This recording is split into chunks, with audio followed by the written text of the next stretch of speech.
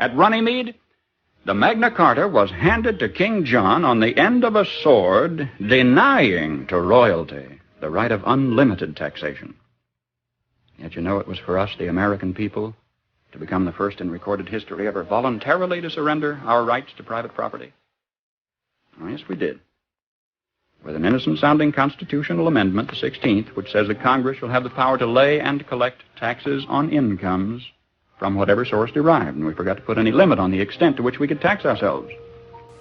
Conceivably, we could be taxed out of all private property.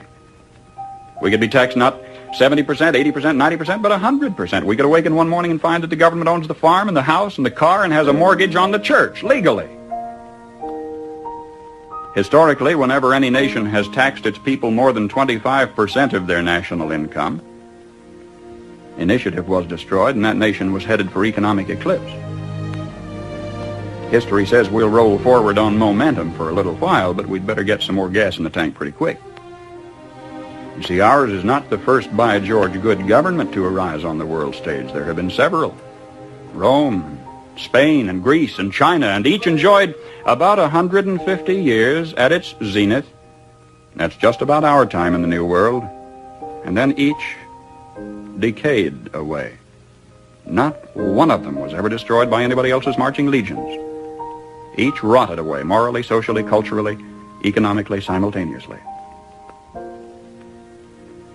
You know, one of the most cruel paradoxes of history is this.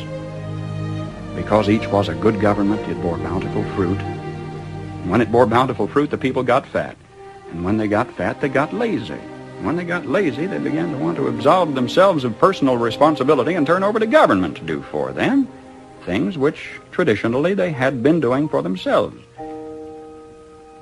At first, there appears to be nothing wrong in asking government to perform some extra service for you, but if you ask government for extra services, government, in order to perform its increasing function, has to get bigger, right? And as government gets bigger, in order to support its increasing size, it has to what? Tax the individual more, so the individual gets littler. And to collect the increased taxes requires more tax collectors, so the government gets bigger, and in order to pay the additional tax collectors, it has to tax the individual more, so the government gets bigger and the individual gets littler. And the government gets bigger and the individual gets littler, until the government is all-powerful. The individual is hardly anything at all. The government is all-powerful. The people are cattle. Now, some believe that the need is for a vigorous, strong man to arise on the scene, to regulate and regiment the affairs of men. Yet history tells us there have been several such. Once upon a time, there was a nation great and powerful and good. She was suffering from the aftermath of war, from a depression. And then came upon the scene a leader, an idealist, self-confident, intolerant of criticism. Wisely, he limited his early activities to combating the financial depression. Nobody could argue with that. But in a while, he began to regulate business and establish new rules to govern commerce and finance. Some of them in diametrical disagreement with the God-made laws of supply and demand, but anybody who disagreed with those new rules was promptly fired. The national debt mounted alarmingly. Whenever anybody tried to tell him that governments, even as people, can go broke when they spend beyond their incomes, he said they just didn't understand deficit finance. Well, what do you say? Did he build on rock or on sand? I say on sand.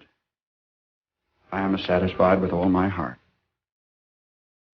that if Uncle Sam ever does get whipped, here too, it will have been an inside job.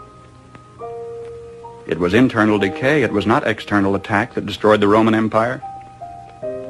Starting about 146 BC, internal conditions in Rome were characterized by a welter of class wars and conflicts, street brawls, corrupt governors, lack of personal integrity and moral responsibility. And Rome passed into what history has recorded as the Dark Ages, lasting 1,000 years. Just by turning to the left, the world has gone in circles. Now either we will profit from the errors of their ways, or it follows as the night the day, our children are going to have to relive the Dark Ages all over again.